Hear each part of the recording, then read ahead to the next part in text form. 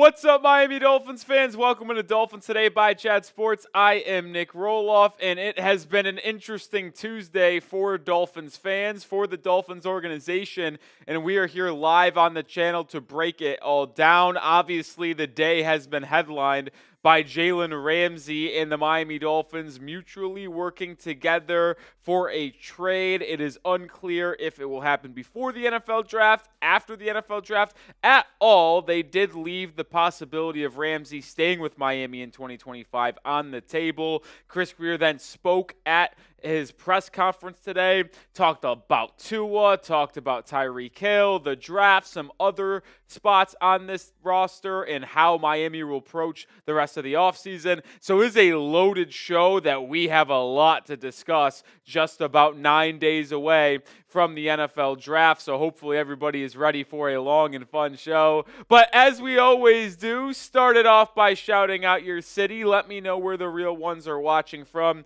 down in the comments section. I know it's going to be a very up and down day for Dolphins fans. I know a lot of people are going to be heartbroken by Jalen Ramsey potential trade news because he has been one of the more beloved players on the roster. He is the only corner that I trust on the roster right now, which is a big issue as well. But it seems like this is where we are heading, unfortunately. We got my guy Joey Burns in Fort Lauderdale, YRS in Orlando, Jonathan Soto, my dude, in Melbourne, Florida, Sarasota, Florida from Paul, my hometown, Rochester, New York from Yo Kelly, John is in Colonial Heights, Virginia, South Beach from Greg, my guy Poe in Hawaii, as he always is, Kirksville, Missouri from Clayton, says he's sad. What's up, Tyson in Miami, Fort Lauderdale from Roxanne, Robert is in Stockton, California, Dennis is in Ewing, Missouri, Slushy is in Florida, Bill Lyon is in Cuse, BZM is where we're at in Dallas, Texas. Daniel's in Miami. Dustin in Ohio. Luat in Houston. Aaron Prince in upstate New York. Shout out to everybody tuning in to the live show today. Chris Grier should have done it 2 years ago. Or fire Chris Grier should have been 2 years ago. Listen, I will agree on that one, folks. I will agree on that one. There is no... I don't want to be... You know what? I'll say this. I don't want to be negative. I don't want to be negative, Nick. I don't want to do it. But does it already feel like the hopes and dreams for the Miami Dolphins in the 2025 NFL season has already been killed? Like today was the day, you know what? Go John Moran on us. Dolphins 2025 player chances.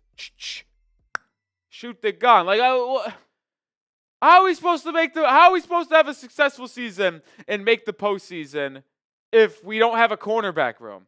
What is Cam Smith going to go from being one of the busts of the 2023 NFL draft to all of a sudden a CB1? Like what? We still don't have a left guard. Our defensive line is absolutely barren. Like there's just not a lot to be positive about right now, and it sucks because this is the one time a year you can be positive because it's the NFL draft. Everyone's positive. Not Miami Dolphins fans. Until Chris Grier is fired, which it won't be this offseason, maybe next year, there's no hope for this franchise, unfortunately. I swear. It's terrible to say. I don't want to be that guy, but I feel like most of you guys feel the same way. Most of you feel the same way. All right, let me ask you this, folks. When will Jalen Ramsey be traded? Do you guys think it'll be before the draft or after the draft? If it's before the draft, it's going to be in the next 9 days. Listen, next Thursday is when the draft begins. Thursday, April 24th. It's the 15th today. Or is it going to be after? I'll give my thoughts on it in our first segment, but it certainly feels like we are going to get a trade after the draft, not before. It's just going to be hard to pull one off, I think, in the next 8 or 9 days. Now, Grier did say they've had conversations with a couple teams out there already on Jalen Ramsey, but it does not benefit the Dolphins unless they really want to pick in this year's draft to trade him prior to the 2025 NFL draft. So I am skeptical of that. But Dennis is saying before, Clayton is saying before. Tyson says hopefully after June 1st. You're correct. We'll discuss on that in a little bit. Marvin and Paul saying get rid of Chris Grier. Listen, I'm not going to Not going to disagree with you on that one, that's for sure. $5 super chat from my guy, Jonathan Soto. Shout out to you. I don't know what is worse at the moment, being a Dolphins fan, a Dallas Mavericks fan, or an Atlanta Braves fan, or me, all three. Well, Jonathan, I can tell you this. It's certainly worse to be a Dolphins and Mavericks fan than a Braves fan. If you had to power rank those three, Braves fans have it the best. I mean, you guys make the playoffs every year. I hate the Braves because I'm a Mets fan, but you guys at least make the playoffs every year. You guys won a World Series about 3 years ago. I don't want to hear it from you, Jonathan Soto, but Mavericks fans and Dolphins fans, kind of pretty bad right now. I can't lie, with trading away Luka Doncic and, well, the Dolphins is being bad every single year and never moving forward. All right, we are sponsored by Game Time, the official ticketing partner of Dolphins Today. Whether you want to go see a Dolphins playoff game in the some future, hopefully an NBA playoff game, or a MLB game this summer, PrizePicks is the best way to get your tickets. It's so fast and easy, even for hard-to-get playoff seats in the NBA. Prices on the Game Time app actually go down closer to the event getting tipped off. Last-minute deals save up to 60% off buying last-minute tickets for sports, concerts, comedy shows, theaters, everything in between. And they have got other great features like zone deals. Save even more when you choose a section and let Game Time choose your seats. You get a full panoramic view from your seat in the app before you buy, so you know exactly where you're sitting, your exact vantage point in your event. If you can't go to an NBA playoff game because you live in Miami where the Heat likely won't be playing in the NBA playoffs this year, we'll go to a concert this summer. Chris Brown, Lady Gaga come to the area. If you're not in Miami, well, just toggle a different city in your local area and see what events you can go to. Download the Game Time app, create an account, and use code CHATSPORTS for $20 off your first purchase. Terms apply. Again, create an account and redeem code CHATSPORTS for $20 off. Download the Game Time app today. Last-minute tickets, lowest price guaranteed. All right, so if we are not going to make the playoffs this year, there is really one thing that we need to see. And it's if Tua can look competent, stay healthy, and put together a good 2025 NFL season. Like, even if the Dolphins go 7-10, but Tua plays well, you'll at least have relatively decent feelings going in the next offseason, knowing that Tua stayed healthy again for 17 games, but the confidence level in that isn't very high. Let me know. Scale your confidence level in Tua entering this upcoming season. Scale 1 to 10. Scale 1 to 10. Team stinks, but yeah.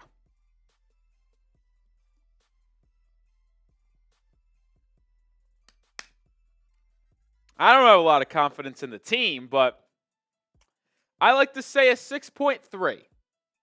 6.3 in Tua going into the... Listen, Tua's a good quarterback. He is, and I don't care what the people say. I think he's a good quarterback. He's an I think he's an average to an above-average QB in the NFL. Problem is he just can't stay healthy. That's an issue, and that is why so many people, including myself, have contemplated moving on from Tua. But I think if you take away injuries from the sport of football, I think he's a fine quarterback. He's a fine quarterback. I see 0, 1, 7, 3, 7.5, 3, 3, 3, 7.5, 8, 5, 10, 9, 8. Justin, our trusty producer Justin. Listen, I think most of you guys know this if you've tuned in a little bit. Justin is not an actual Dolphins fan, and that's completely fine. But I do want to get Justin's thoughts on Tua. What's your confidence level in Tua? Scale it 1 to 10. He's going to go 5. Our microphone is having an issue here. I think you might have got it. No, I thought I heard you come in here. Interesting. Got to have that magic touch, I suppose. What if you turn it out and hold it? Will that work? No. Ooh. I don't know. Interesting. Either way, Poe. Hello? I actually saw that you were in the chat and asking, Poe, if I'm not mistaken, And let me make sure I make this. Poe, you won. You did win. Poe, do I have your information? Poe, do I have your information? I think I do, but I'm not 1,000% sure.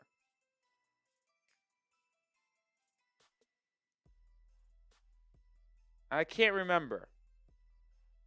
Don't think so. Poe, do you follow me on Twitter? Don't follow me again.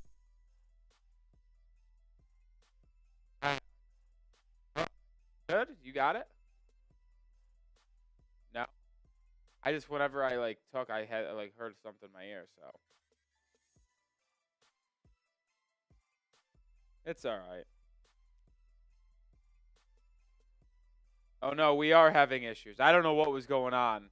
Are we still having mic issues? Uh-oh, audio's trash. No good. I don't know what happened, but is it still going on? Is the audio still bad? Let me know.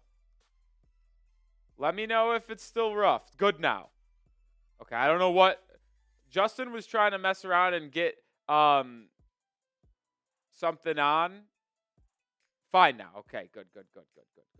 He was trying to get himself audio, but his mic's having issues, and I guess it might have done something there for a quick second. I don't know. But Poe, either way, if I don't know if you're following me on Twitter. If you aren't, follow me and DM me, and I'll get into contact and get that jersey shipped out to you. All right, we got 80 people watching. We need to get the like number up, though, folks. Can we get 40 likes? If we get 40 likes, we'll start today's show. We have a loaded show here with the latest rumors, the latest news. We got everything in between when it comes to the Miami Dolphins. Jalen Ramsey, Tyreek Hill, Tua Tagovailoa, Chris Grier. 40 likes. We'll start today's show. We need 7 likes now. We're at 33. We're 7 likes away. Robert, see, I'm just going to personally disagree with you. Is he the best quarterback in the NFL? No. But to say he doesn't and can't read the field is just incorrect. The amount of times he was able to come across progressions and make plays last season and the year before, I personally think Mike McDaniel's offense is unsustainable. I think Mike is awesome and an offensive genius mind. But I don't think it's sustainable because he's asking Tua to read the defense pre-snap, get his entire offense lined up, get the multiple cheat motions going ahead in 15 seconds. And instead, if he broke the huddle at 20 seconds, was able to read the defense pre-snap, and not had to worry about so many different motions. Like, motion's fine. I like motion, but it's every play. It's nonstop 2-3 people in motion before the snap sometimes. Sometimes that's just a little too much. If you were to allow Tua to just read the defense and get the Dolphins into the right snap. Because think about this. If they run a play, right? They call a play. And this is the last thing I'll say on this. They call a play, and it's a man beater. But he gets up to the line of scrimmage and goes, oh, this is clearly cover 2, cover 3. This play won't work against this type of defense. And then he has to change the play audible and then get these guys in the motion. I think it's just not enough time. So sometimes I think dialing back the motion could ultimately help out the Miami Dolphins offense. And Tua. That's just me, though.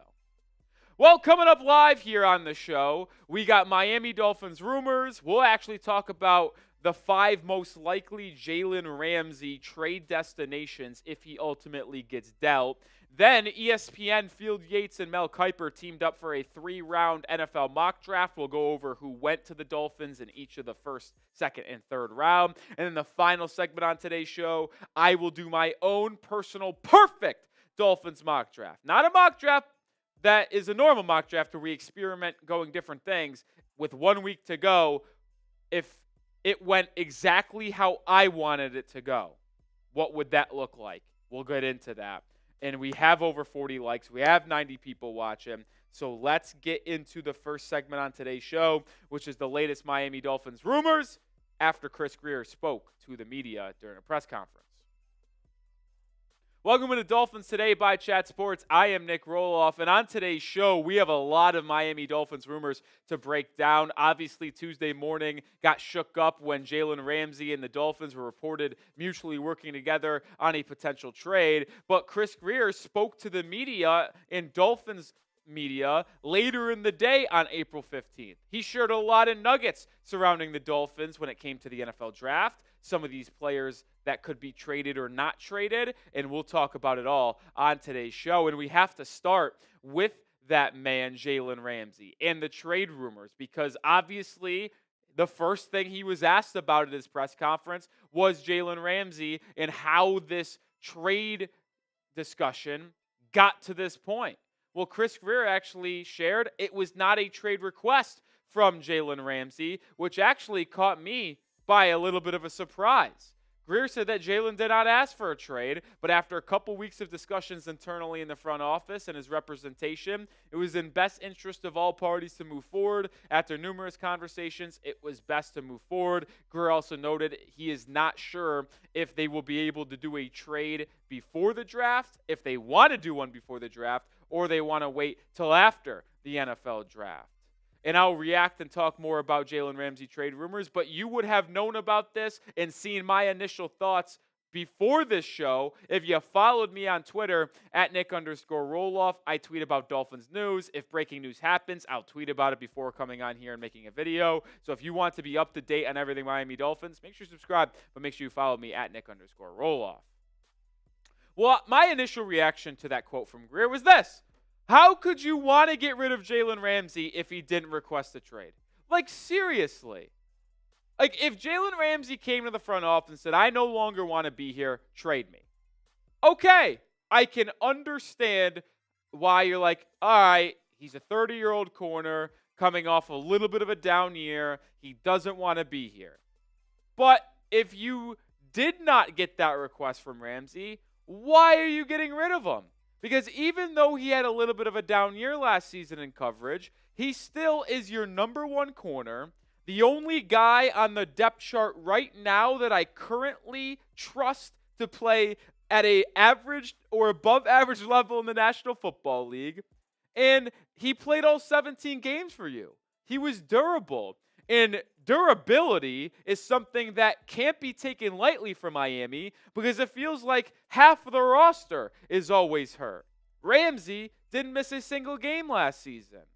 Like, I don't understand why Miami would come to the conclusion on their own that it's in the best interest of their football team to trade this guy. It just makes no sense, especially when you think of the financial aspect of it. Ramsey's contract is not that bad in the future. It is not after he got that extension last fall during the season. And when you look at what would happen if you trade him, the Dolphins would take a massive dead cap hit if they traded him before June 1st.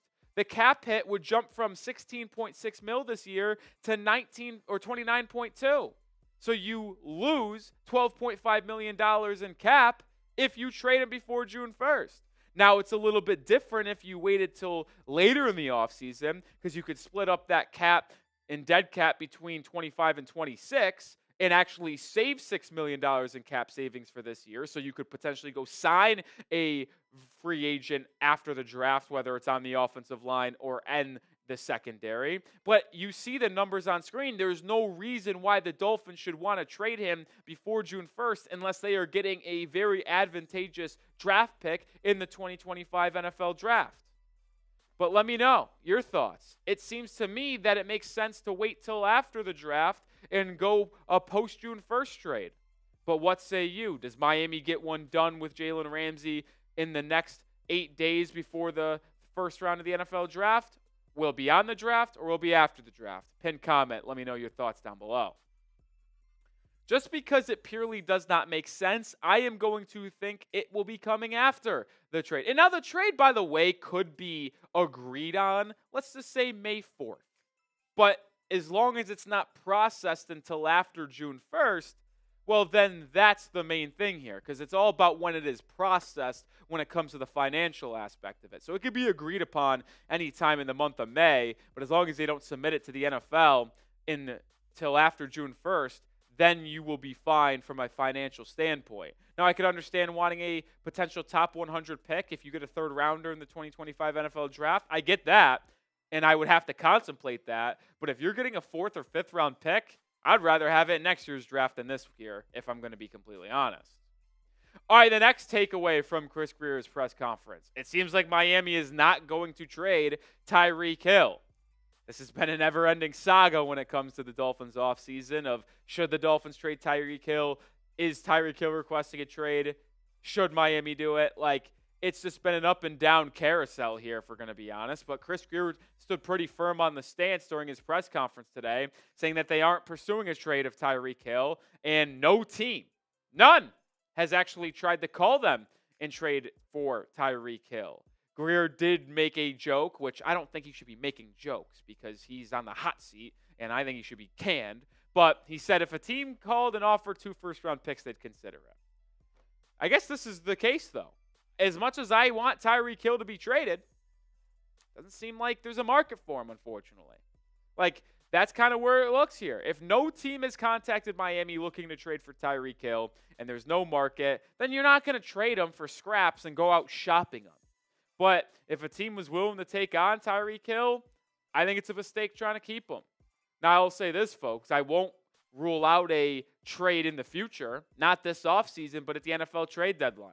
With how everything is proceeding in this offseason, there's a very decent chance Miami is not a good football team this year. And they are 3-4 games under 500 at the end of October at the trade deadline. And if they got off to an absolute horrific start this year, they have more injuries, well, maybe Tyreek Hill requests a trade or Miami just moves off of them from their own right at the deadline. Would not rule that out. But there's one thing that I will say. This is the final year of Tyreek Hill in a Miami Dolphins uniform. It is. Because if you look ahead 1 year, Tyreek's only got 1 year left on his contract after 2025. That's in 2026. He has a $52.8 million cap hit, but you see it right here, folks. There's not much dead cap. And with that cap hit being so high, it would be pretty obvious and pretty self-explanatory for Miami to move on from Tyreek Hill. They cut him pre-June 1st. Before free agency, they saved $36.3 million in cap savings, which is pretty nice to have going in NFL free agency. The difference of waiting until post-June 1st is only about $2.8 million. So if Tyreek Hill's not traded and he plays out this final year with the Dolphins, well, it will be his final year because he will be cut next offseason. All right, we have 3 more takeaways to get to, but I got to give a shout-out to the official ticketing sponsor and partner of Dolphins Today. That is Game Time. No matter if you want to go to an NBA playoff game, an MLB game, or any other event in your local area, Game Time is the easiest way to get your tickets. Last-minute killer deals, all-in prices, views from your seat, and the lowest price guaranteed. Game Time takes the guesswork out of buying NBA playoff tickets. Miami Heat, if you're in the area, might not be in the NBA playoffs this year if they don't win on the road in their play-in games, but it is what it is. You can go to MLB or sports, concerts, comedy shows, theater events. You can save up to 60% off Game Time buying last-minute tickets to those specific events. They have great seat views. Get a full panoramic view from your seat in the app before you buy. Toggle the all-in pricing feature. That feature shows you the total price of your ticket up front with no surprise fees at checkout. Nothing worse than thinking you're buying a ticket for $70 and it ultimately is $100 at checkout. That's something that will not happen with the Game Time app. Go see event. Whether it's a concert like Lady Gaga and Chris Brown coming in to Miami this year or any other event in your local area. Take the guesswork out of buying tickets. Download the Game Time app, create an account, and redeem code CHATSPORTS for $20 off your first purchase. Terms apply. Again, create an account and redeem code CHATSPORTS for $20 off. Download the Game Time app today. Last minute tickets, lowest price guaranteed. All right, let's get into another takeaway here for the Dolphins, and that is that Miami is banking on Cam Smith. Yes, they're banking on Cam Smith, and this is just not good. This is the exact quote that Chris Grier had on Cam Smith. Cam Smith needs to come through. At the end of the day, he's got to stay healthy. We can't hold his hand and wait for him anymore. And if you need a refresher, Cam Smith, 2023 second-round pick out of South Carolina, basically did not play in his first season as a Dolphin, could not get on the football field for Vic Fangio in 2023. Dolphins had hopes for him to be their CB3 behind Jalen Ramsey and Kendall Fuller on the outside with Kohu on the inside. He battled injuries, missed the first 4 games of the season, returned in week 5, week 6, week 7 in that range, and was horrible. He was bad. He was so bad that he ultimately got benched down the last 4 or 5 games of the season in favor of UDFA Storm Duck out of Louisville. And you can see it. In his 103 coverage snaps last season, he got abused. Abused! Only forcing 3 incompletions. Had a QB rating of 122.4 when he was targeted. He got shredded against the Arizona Cardinals. He got shredded against the Buffalo Bills. He got shredded by every team that he was playing last season. I have no confidence in Cam Smith. I wish I did. And with the Jalen Ramsey trade news, it's brutal because the Dolphins are likely going to draft a corner in the first 50 picks of this draft. And that corner is going to have to be relied on to almost be your CB1. But if Chris Grier is seriously considering having Smith be their CB2 or have it be a competition between him and Storm Duck, I got bad news for Dolphins fans because you might be looking at one of the worst cornerback rooms in the entire NFL. And when you have to go against Lamar Jackson, Josh Allen, Patrick Mahomes, Joe Burrow, up-and-coming quarterbacks like Drake May and others in the AFC, you are not going to be in a good spot with your defensive secondary. I have no confidence in Cam Smith, and it really concerns me for this upcoming season when it comes to the Dolphins secondary. But make sure you are subscribed because we will have you covered on everything Miami Dolphins. We'll be live for all 3 days of the NFL Draft, videos in between. 445 subscribers away from 69K. Goal is to get there before the NFL Draft. Hit that sub button if you want daily Miami Dolphins content. All right, let's get to another Chris Grier takeaway here, and it is an update on the offensive line. Yeah, and I don't like the offensive line update. Obviously, Teron Armstead retired, so that leaves Patrick Paul to be your starting left tackle, the second-round pick from last year's draft out of Houston.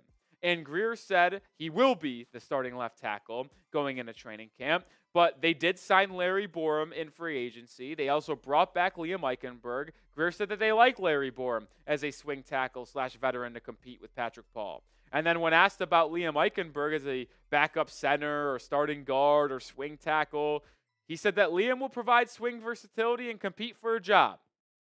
He wasn't promised anything. He knows there will be a competition. My God. My goodness. What is there to say?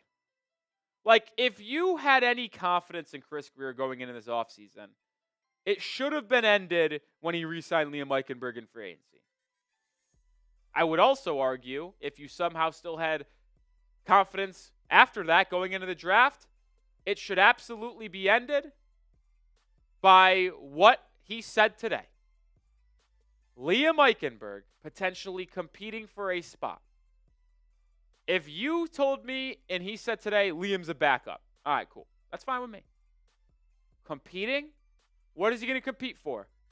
It better not be that starting left guard spot. It better not. How can you have Liam Eichenberg as a starting left guard? Like, that would be abysmal. Him and Larry Borom are not good. They aren't. They're very, very bad. You can just see their career PFF numbers. They were both drafted in the same year. Eichenberg was drafted higher than Larry Borom, but Borom's had a better career, in my opinion. He hasn't got as much opportunities as Liam, so who knows if the grades would be different, if the statistics would be different. But in about, I'd say, half the snaps, just a little bit more than Liam, or half the snaps there for Larry, he has more sacks somehow. But he grades out higher in every other statistic, run blocking, pass blocking overall. He has 15 less penalties. So I have a little bit of more faith in Larry Borom. I also know how bad Liam Eichenberg is. The point is this. Not great options. Like, Austin Jackson starting right tackle. Fine. James Daniels starting right guard. I'm excited about that. Aaron Brewer back at starting center. Feel very good about that. Patrick Paul at left tackle. It was a shoo-in. Has to happen after you drafted him in the second round last year. But that left guard spot's up for grabs. It cannot be Liam Eichenberg. Larry Borom has never played guard. So what are the options here? Hopefully not one of these two. Last takeaway with the Dolphins and Chris Grier. Is he committing to Tua Tagovailoa long term? Because he dropped a couple of intriguing quotes on Tua, and I think some people took it a little bit different than others, and I want to give my thoughts on the matter because he was asked about not restructuring Tua's contract. Remember, the Dolphins could have created $19.5 million in cap space this offseason if they restructured Tua's contract, making more money guaranteed and creating a void year on the back end. It would have made it harder for them to get out of his contract in 2 to 3 years, but would have allowed you to sign maybe another starting left guard that is a pretty solid starter and complete that offensive line. Well, Grier said that we didn't feel that they needed to. Strength of the draft aligns with where people would say our need are. There was no need to restructure Tua and touch that contract. And then he also said later on in the press conference, we have our starting quarterback. I would not be looking to draft a quarterback in the first round. Said he would not rule it out, but also obviously said this quote. And the truth is that's the right line of thinking. On both ends, by the way. On both ends, the draft and restructuring. I contemplated wanting to restructure the contract. I did. Because I knew the Dolphins needed to sign free agents. But ultimately, it is the right decision to not touch that contract because if he fails to play 17 games again this season, is bad, declines, or is injury prone again, you're going to want to get out of that contract in 1 to 2 years. So you have the flexibility to do that. But I also think it's smart to not draft a quarterback in the first round because this isn't the class to do it. Cam Ward's a fascinating prospect. I think he's going to be good in the NFL. He's going number 1 overall, though. Jackson Dart, I like him. Not sold on his ability to be a QB1. Shedeur Sanders is the same type of QB almost as Tua. Accurate, limited athlete, weak arm. So I'm not replacing Tua with Shedeur Sanders. And I don't really like any of the day 2, day 3 quarterbacks as a long-term starter in the NFL. So, yes, you are not drafting a QB in the first round. You are letting Tua try to prove that he is that guy. He could stay healthy again. And if he does that, well, then you have quarterback 1 of the future for the next 3 seasons. And you feel good about moving forward with him. But if he doesn't, because you didn't restructure, which is a good thing, you'll be able to get out of it potentially and move on with a draft pick in 2026 or a trade or free agency or anything like that. But when it comes to Tua Tagovailoa, let me know your confidence level for Tua entering 2025. This could be in terms of his play on the field. It could be in terms of staying healthy. However you want to gauge that metric, scale it for me down in the comment section, 1 to 10. All right, bonus takeaway here before we get out of here on this episode. Do not expect safety early in the draft. Early in the pre-draft process, we talked about Malachi Starks at 13, Nick Emenwari, drafting Jahdae Barron and moving him to safety. I don't think the Dolphins are going to take a safety in the first 100 picks. Now, maybe they ultimately take one in the 3rd round with the 98th overall pick that they have, but 48 and 13, I'm not expecting a safety anymore. When asked about the safety room, Grier said that he feels like his room right now has 2 capable starters in it, referring to the 2 players he signed for agency, and Ifeatu Melifonwu from Detroit, Ashton Davis from the New York Jets, and then bringing back Elijah Campbell in the 6th-round pick from last year, Patrick McMorris. He said that they may add someone to the room, so I would expect Miami to draft a safety, potentially with one of their 2 4th-round picks or one of their 2 5th-round picks, but I do not think they will spend high draft capital on a safety. I do actually believe in his sick and twisted mind that Grier believes the current players on the depth chart are good enough to compete in the NFL as starters. So I would not expect to see a Malachi Starks to Miami, a Nick Emenwari to Miami, or any of these other top safeties like Xavier Watts. But maybe Sanker, Bowman, Makuba, if they're available in the 3rd round, maybe then they are the pick for the Dolphins. All right, that'll do it for this episode. Like I said earlier, make sure you are following me over on Twitter at Nic_Rohloff as I am talking Miami Dolphins football over there. And if you want to be covered up to date on news, rumors, that's the spot to get it. So subscribe and make sure you're following me on X. All right. First segment in the books. A lot there. That was a mouthful. That was a busy show, man. I got to be honest. If we weren't so close to the NFL draft, I might have taken about half the things that he said there. Like all 5 of those things that we talked about, Cam Smith, Jalen Ramsey, Tyreek Hill, Tua, safety, offensive line, I might have made that 6 different shows and just talked about them more individually. But because we were so up against it and close to the NFL draft, that might have been the most loaded, jam-packed news and rumors show we've had all offseason long. I'll be honest. We talked about a lot of important stuff there. But let me know your confidence level in Tua. John Stewart's typing 3. Mac Hudson typing -6. -6. That's hard to do. Tyson is saying 6. Every noodle is saying 6. I said it in our build-up portion of today's show. I said that I have a confidence level of 6.2 with Tua Tagovailoa. I think if you told me he played all 17 games, well, then my confidence level is rising up to like an 8.7. I think he's going to have a solid year if he stays healthy. Problem is he's got to stay healthy. Bill Lyon saying 8-ish. LK saying 7. Jeffrey saying 8. The only reason why it's a 6.2 for me is because he has only proved the ability to play all 17 games in his career one time. Best year of his career as a Pro Bowler. Led the league in passing 2023. Played all 17 games. You got to prove to me you can do it again, Tua. Got to do it, man. Got to do it.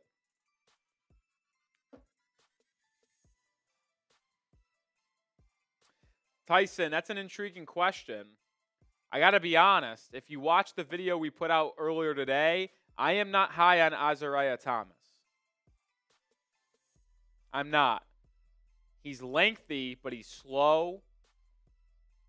And I'm just not sold on him, man. I think he could get cooked. He could get cooked in the next level. He's, I think, my 9th ranked corner in this draft. I'd take him in the 3rd round. If he was there at 98, I'd take Isaiah Thomas. But I believe he might go early 3rd, late 2nd, and I don't like him at 48 for Miami. I'd rather go with one of the more traitsy corners.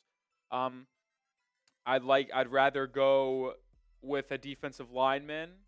Like my cornerback rankings: Will Johnson #1, Jahdae Barron 2, Maxwell Hairston 3, Trey Amos 4, Benjamin Morrison 5, Siobhan Revel 6, Darian Porter 7, Dorian Strong 8, Isaiah Thomas 9, and then Kobe Bryant 10.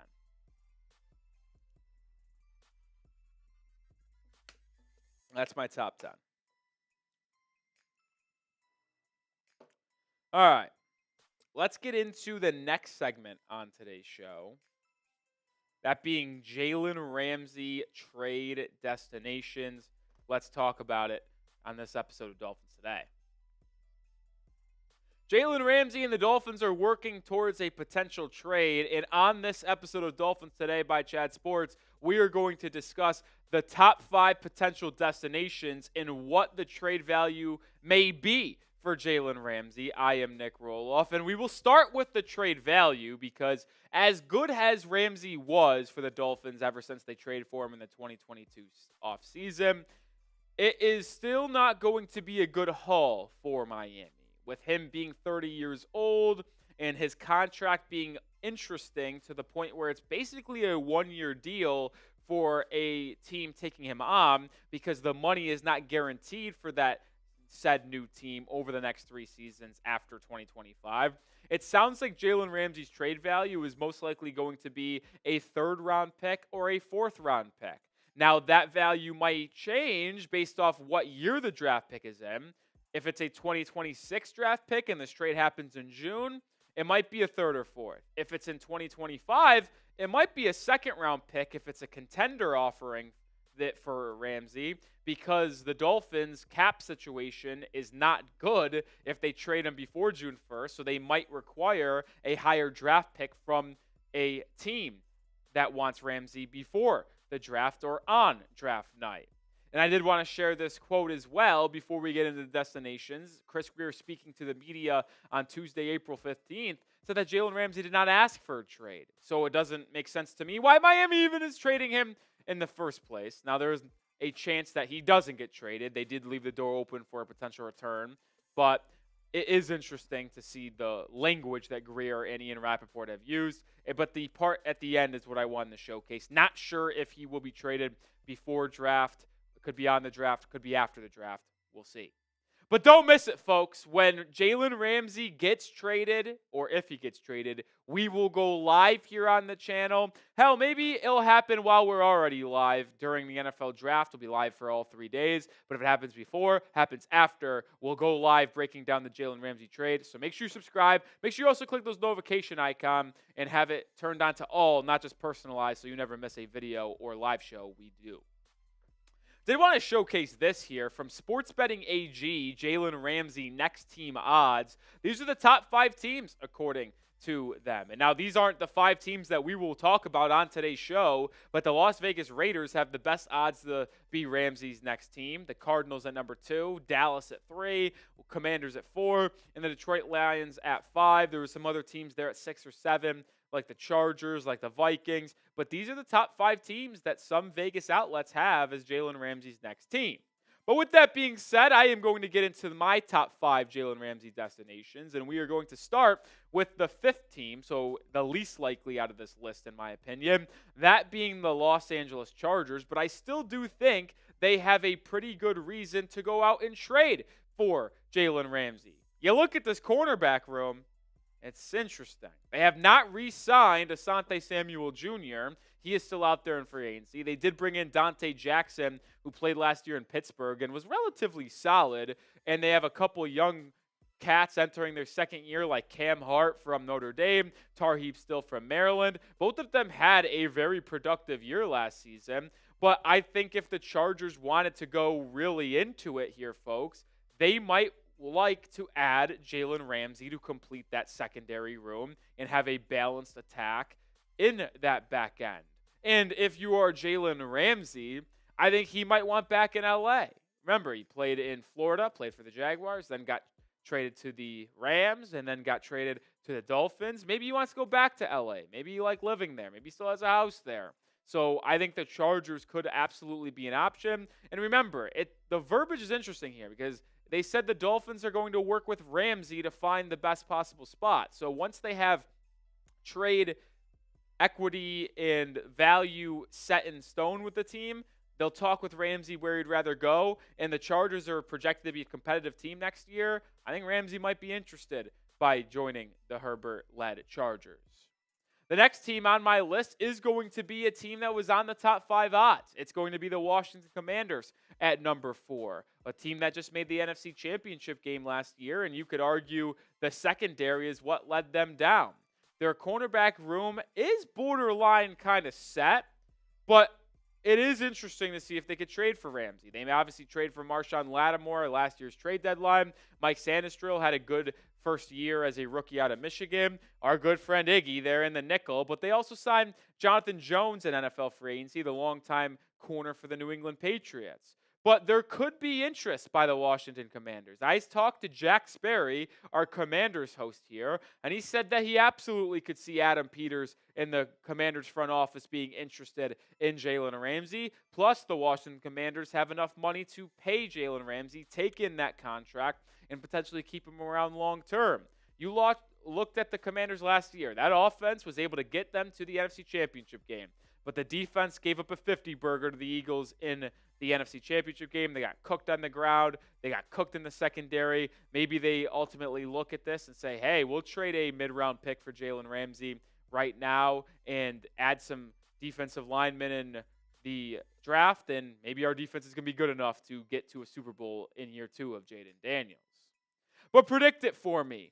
When this is all said and done, we get the notification that Jalen Ramsey is being traded. Where do you think it will be? Predict it for me down in the comment section. Pin comment on today's show. Next destination that I am going to talk about. Number 3, Las Vegas Raiders. Now, this was the team that had the top odds, according to Sportsbook AG, to be Jalen Ramsey's next team. I think it's very interesting to see a potential trade to the Raiders. And it makes a lot of sense because, my oh my, the Raiders' cornerback depth chart is absolutely horrific. Jacorian Bennett is a okay young corner, but him being your CB1, oh my. You obviously some other interesting names here, like Darnay Holmes at the nickel. They signed the former first-round pick out of Georgia, Eric Stokes, to be a depth piece. There is no clear-cut corner here. I mean, this is one of the worst cornerback rooms in the NFL. And we know that Pete Carroll loves his DBs, the new head coach for Las Vegas. Saw it with the Legion of Boom. He likes to have a good secondary on his football teams. So when you combine the fact that it's a big need for the Las Vegas Raiders, plus Pete Carroll likes DBs and wants to have a good secondary, it would make sense for the Raiders to potentially go out and grab Jalen Ramsey if the price tag is affordable, aka third or fourth round pick. Now, the only question I would ask, would Jalen Ramsey want to be a Las Vegas Raider? Kind of spotty. It's not going to be a good team next year, even if they acquired Ramsey. So I'm not sure. Maybe he believes in Geno Smith and what the Raiders are building over there. Number 2 destination. Not my number 1, but number 2. It is the Dallas Cowboys. And I am going to talk about that potential fit. But before we get into the Cowboys, make sure you get your Dolphins draft hats. Chatsports.com/Dolphins draft hats. They have the cream color, the black color, the flat brim, the curved brim, the icon with the palm tree. They'll have all the better options. If you want to get the hat for draft night, now's your last chance to get it. Right now, chatsports.com/Dolphins draft hats. Links in the description and comments of today's video. Well, when you get back to the Cowboys, there could be some interest here because Deron Bland obviously is one of their top guys, but Trayvon Diggs, aging, injury concerns. No one knows when he is going to be back ready to play this upcoming season. Now, they have already traded for a corner this offseason. During free agency, they made a deal with the Bills to get former first-round pick Kier Elam, but he is one of the worst corners I've ever seen, and he's the single-handedly reason why the Chiefs beat the Bills this year in the postseason. So I could absolutely see the Cowboys swinging big for Jalen Ramsey. I mean, they're unsure of Diggs' health. They're looking to potentially draft a corner. I mean, when you think of the latest draft rumors, the teams that could snipe Will Johnson away from the Dolphins at pick number 13 have always been listed as the Dallas Cowboys, Las Vegas Raiders if they got aggressive and took him at 6, or the San Francisco 49ers at 11.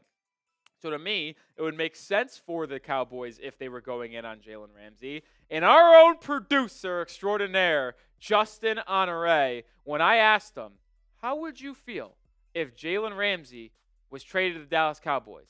He said it'd be a dream come true.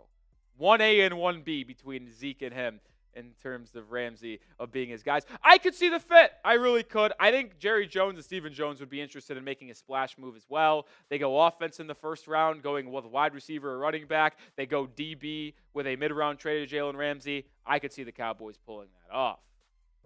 But the number 1 place I think is most likely to trade for Jalen Ramsey is the San Francisco 49ers. To me, this just makes all the sense in the world because you look at their cornerback room, and it's not good. This is a team that is going to be trying to bounce back after a disappointing 2024 season where they did not make the playoffs, and they want to get back to the postseason.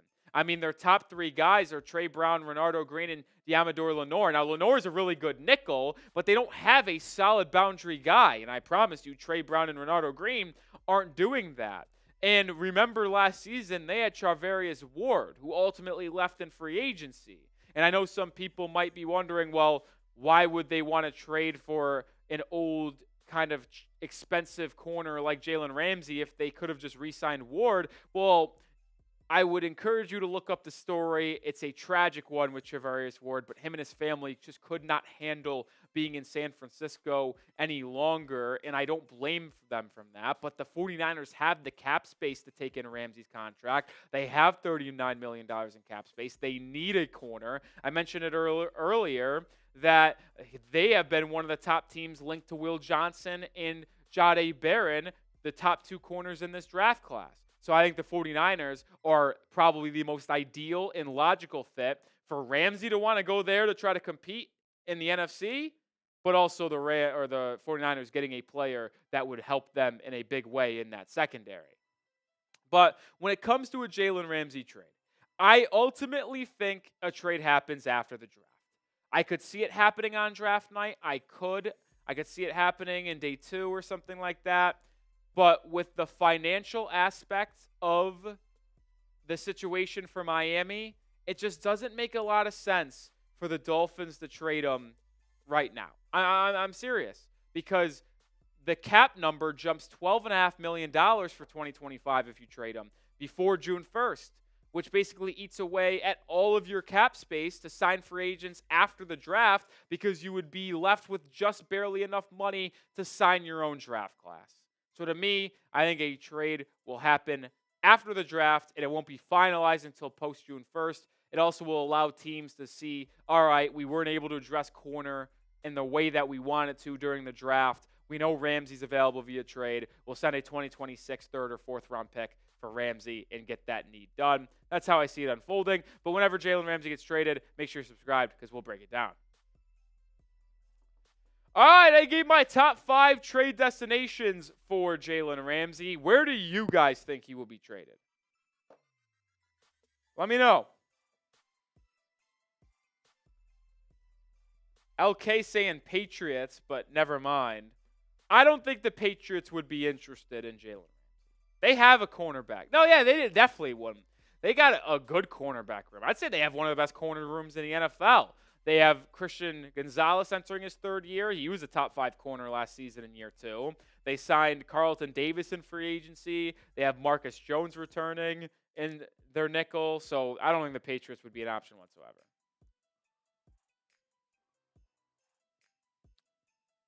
Oh, I agree, Bill. Ideally, Jalen Ramsey is still a Miami Dolphin when we get here in September.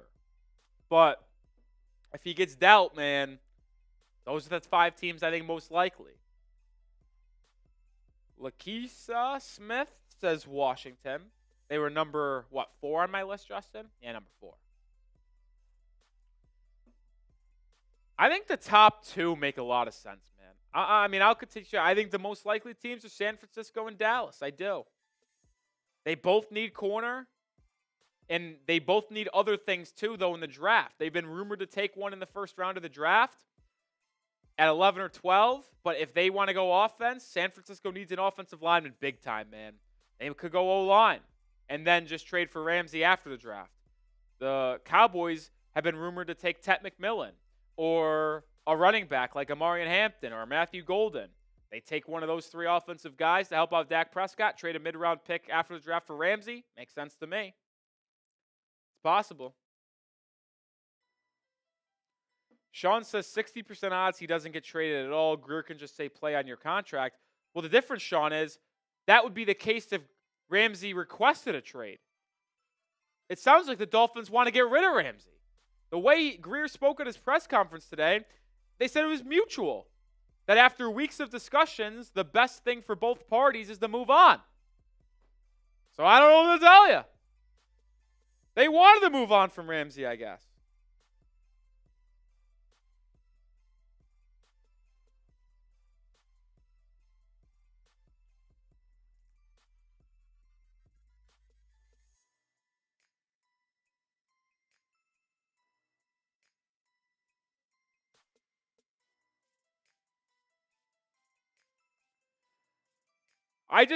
So how about this? And before we move on to the next segment, this is an interesting thing here. The Raiders report, a team linked to the Jalen Ramsey, number 1 odds, just sent me a mock trade and asked me if I would do it. They're live right now. We're live. Let me know, for the 100 people watching right now in the comment section, let me know if you would want to do this trade. The Dolphins trade pick 13, Jalen Ramsey, and our 2nd round pick for the number 6 pick in the draft. Absolutely not. I say no. I said no. Justin says no. Yeah, I don't know why we didn't think about that one sooner, just moving you to a different slot. You know, sometimes we're not the brightest bulbs in the room over here. But it looks like we're cooking with gas now. Yeah, I don't know about all that.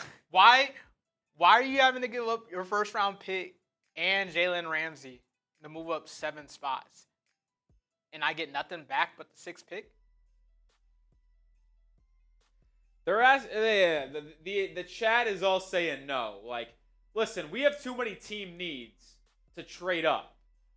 Like, if you told me it was Ramsey, our 13, Ramsey, and a 5th, I'd think about it. Because we have 2 5ths and 2 4ths. But a 2nd? No. And the question is, why would we want to move up to 6?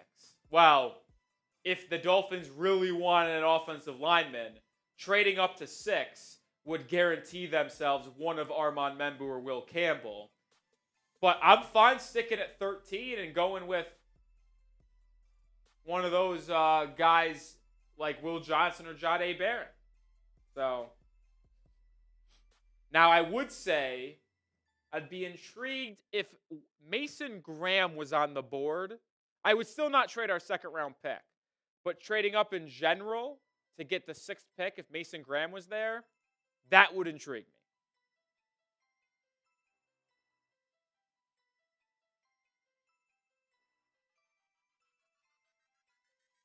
Let me respond to this doofus. Have to be a 5th round pick and not a 2nd. We can't lose any top 100 picks. Can't do it. I'm just trying to understand why they get the player and more value. Yeah, and the thing is with that, Justin, as well, which is the part that kills me on that hypothetical trade, this isn't a good top of the draft. This is a draft class that has been deemed by experts, and I'm not going to consider myself an expert, but someone who follows it very closely and it reads almost everything out there on the draft, is that it is a very good starting level class. There might not be a lot of Hall of Famers. There might not be a lot of all-pro players at this draft, but there'll be some Pro Bowlers. There'll be quality starters in the NFL in this draft. And if I knew I was getting it, like if this was last year, maybe. Because last year the top 10 was absolutely loaded, right? You had so many good players go off the board. The 3 QBs, or the gazillion quarterbacks that went off the board. Not really many good defensive players, but the offensive talent like Neighbors, MHJ, Rome Odunze. You had Brock Bowers go at 13, which was probably too low, but I'm just not trading up, man. I'm just not doing it. Yeah, and honestly, that's the crazy thing about this. The corner is such a need for Miami this year in the draft. This corner class, as David points out, it's kind of a weak class. Like, I think Will Johnson's very good. I think Jahdae Barron's going to be a solid player in the NFL. But they're far from guarantees. And outside of those two, who are likely going to go in the top 20, 25 picks, everybody else, they could be an okay corner, a bust. Like, it's just it's so much of a crapshoot at that position this year. We talked about the top positions in the draft. The top positions in the draft are running back, tight ends, and safeties. Those are the 3 best positions. It's also, ironically, 3 of the least most important positions in the NFL. Safeties, tight ends, and running backs. Not very important positions, but those are the most deep positions in the draft. So, yeah. Yeah, either way, no, that mock trade with the Raiders, I ain't doing.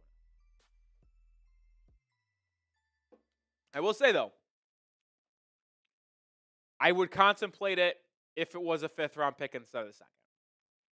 Pick 155, 13, and Ramsey for pick 6. I mean, technically, you win the trade. You definitely have the better value if you look at the trade chart. You win the trade chart. But the question is like, you might take the same player at 6 that you would get at 13. Like, unless you're trading up to get Mason Graham on draft night. Or unless you love Armand Membu that much. Tough, man. Tough. All right.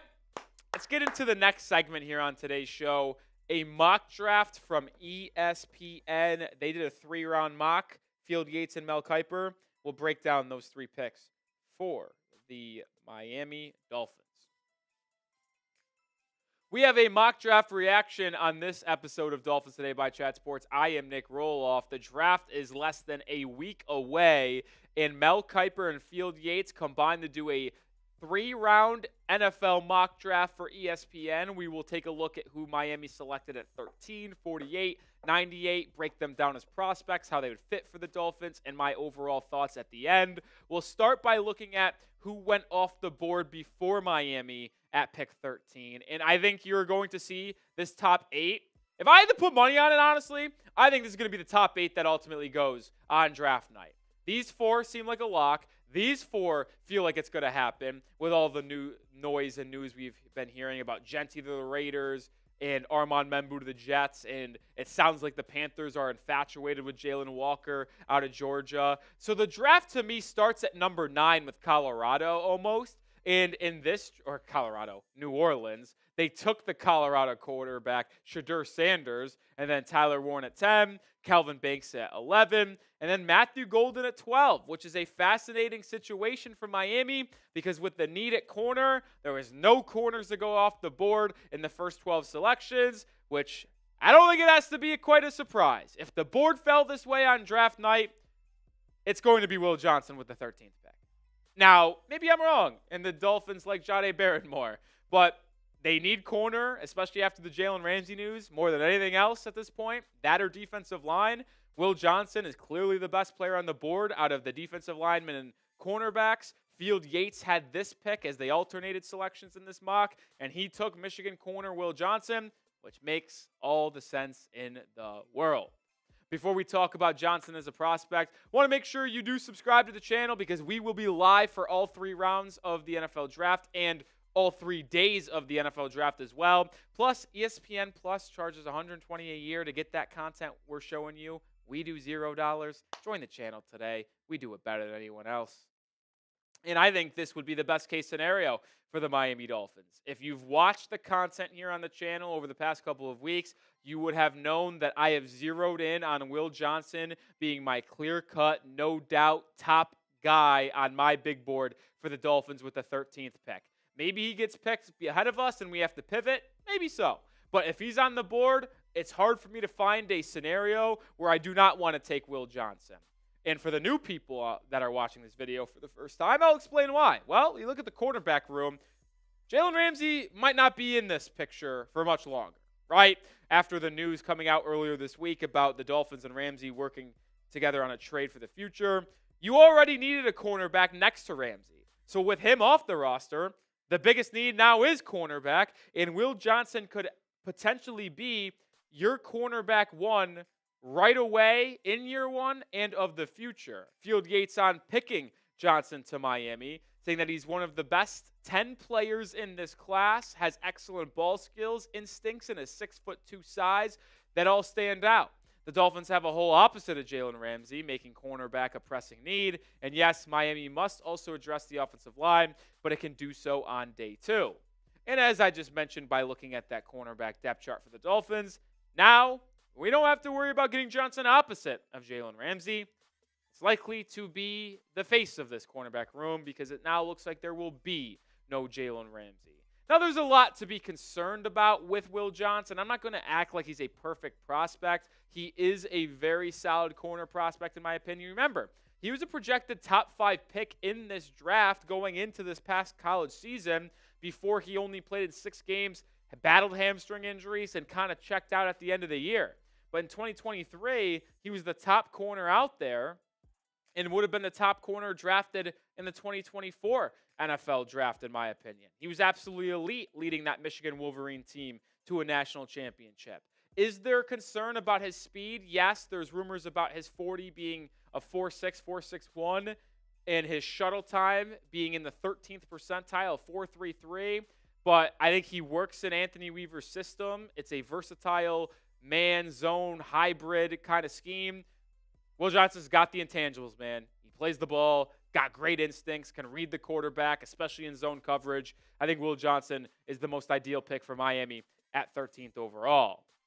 Do you agree with me, though? It's obvious that's the guy that I want. Let me know if it's the guy that you want. Is Will Johnson the most ideal pick for the Dolphins at 13? Type Y for yes, type N for no. Let me know your thoughts down in the comment section.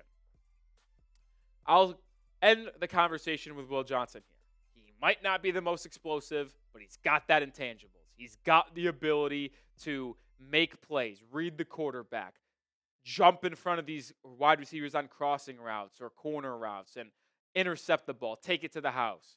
If he's on the board, take him and start running to the podium. I mean, it's just as simple as it is. I'm a Will Johnson guy. I want him. I need him in the Miami Dolphins organization. So let's shift over to the second round pick. At number 48 overall, Mel Kiper made this selection. He had the Dolphins drafting Toledo defensive lineman Darius Alexander, and that might ring off some alarms and go, whoa, whoa, whoa, deja vu here? Yeah, actually, it is. Mel Kiper, in his final 2-round mock draft that he put out last week, he actually had Miami drafting Jahdae Barron at 13 overall because Will Johnson was off the board, but he had Darius Alexander to the Dolphins at pick 48. So that's now 2 straight times in ESPN's mock drafts that Miami went the corner at 13 and specifically Darius Alexander at 48. Does that kind of ring any alarms? Like, does that tell you that that's the intel that ESPN is hearing, that they're going corner at 13 and they're targeting Darius Alexander in round 2? It makes you think, right? It has to. And that's what I'm kind of thinking here, is that it feels like it's going to go corner, defensive line, round 1, round 2, but specifically Darius Alexander. And we'll talk about him more as a prospect here in just a second. But I got to show some love to the official ticketing partner of Dolphins Today. That's Game Time. Whether you want to go see the Dolphins this upcoming fall or go see an NBA playoff game, an MLB game in your local area, Game Time is the easiest way to get those tickets. And they have got so many great features, killer last-minute deals, all-in prices, where it makes the ticket purchasing life so much easier. Last-minute deals, save up to 60% off buying last-minute tickets for sports, concerts, comedy shows, theaters, everything in between. They've got zone deals, which save you even more money when you choose a section and let Game Time choose your specific seats. They've got all-in pricing. Toggling that feature shows you the total price of your ticket up front with no surprise fees at checkout. Whether you want to go see Chris Brown or Lady Gaga in Miami this summer, or you want to go to a sporting event in your local area, Game Time will have you covered with everything in between.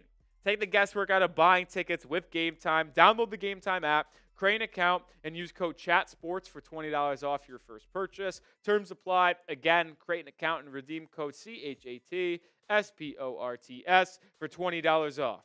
Download the Game Time app today. Last-minute tickets, lowest price, guaranteed. Let's go over Darius Alexander here as a prospect here because he was dominant for Toledo in the MAC over the last 2 seasons, having 4 sacks in 23, 3.5 in 2024, but he just gets after the quarterback, man. 37 and 46 pressures over the last 2 years. Alexander has been one of the best pass rushing interior defensive linemen in all of the FBS over the past couple of years, but he's also a good run stopper, and we'll showcase his numbers in the run game in just a second. But I did want to go back to what Mel Kiper had to say on Alexander to Miami, saying that Tyler Booker would have been a great fit. I actually disagree with that, by the way, and we can talk about that on a different day, but I don't think Tyler Booker is someone Miami should try to draft, even if he's available in the second round. But Arizona guard Jonas Savaianea was under consideration. He is a better fit. But the defensive line is also a weak spot. Alexander is quick enough and strong enough to hold up wherever Miami would line him up. And when you watch his tape, you really see the good blend between physicality and explosiveness, which makes him such an elite pass rusher and run stopper. You look at what he did in 2024 as a pass rusher. He was graded out as the 17th best interior defensive lineman with a 79.5 grade. And this is all with at least 50% snaps to the leader in interior defensive lineman pass rushing snaps, by the way. He had a win percentage rushing the passer, 9, or 12.9, but 9th best in the FBS. He also was 9th best in pressures of 25 in true pass sets, and then he also forced the quarterback to be hurried 8 times, which was 4th in the FBS. So a top 20 interior defensive lineman rushing the passer. But he was just as good in the run-stopping game for Toledo. He had the 3rd best run defense grade at 90.3. He had 23 stops, which was 12th best. By the way, stops means how many times you stopped a run play to make it a negative play for the opposing offense. That percentage of stop plays, 7.9, ranked 25th in the FBS last season. So when you look at Darius Alexander, he has the good explosiveness off the line of scrimmage, physicality, he's got the size, the production. It's hard to envision me sitting there on the board at 48, assuming we took a corner in round 1, whether it's Barron or Johnson, and not taking Alexander. There's some other good defensive linemen out there as well. Alfred Collins from Texas, TJ Sanders from South Carolina. There are options for Miami and the defensive line in round 2. Wouldn't be mad with any of them, but Alexander is certainly a top option.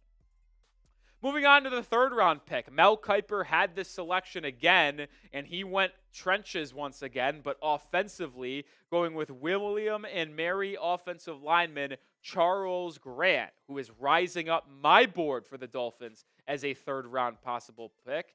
Mel Kiper on Grant going to Miami, saying that I really like watching Grant play. The former high school wrestler has great physicality and explosiveness. He could bounce inside and push Liam Eichenberg at guard, which I can't even fathom that statement being a thing this year. I just can't do it. I'm sorry. Liam can't be a guard. All right, back to our regularly scheduled programming. He could be a backup plan at left tackle now that Patrick Paul has taken over for recently retired Teron Armstead. And it's interesting looking at Charles Grant because I truly believe that even though he played offensive tackle in college, I think he's a guard, personally. He's 6'4", 311, so he's a little bit light for his position, which could make him a more ideal fit at the guard spot. And the reason why I think he's a good fit for the Dolphins is look at those numbers in the top right of this RAS. The 40-yard dash and the 20-yard split, the 10-yard split.